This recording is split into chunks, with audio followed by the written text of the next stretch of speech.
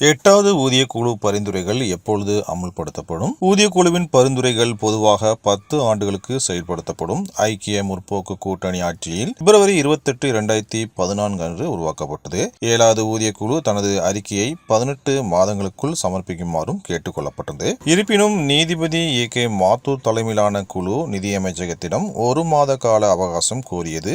இது டிசம்பர் 31, 2015 வரை காலக்கெடுவை நீட்டித்தது. குழுவின் பரிந்துரைகள் இறுதியாக ஜனவரி 1, 2016 அன்று செயல்படுத்தப்பட்டது. 8வது ஊதிய குழு தனது பரிந்துரைகளை சமர்ப்பிக்க பல மாதங்கள் உள்ளன. இதனால் திருத்தப்பட்ட ஊதிய விகிதத்தை ஜனவரி 1, 2026 முதல் அமல்படுத்த முடியும்.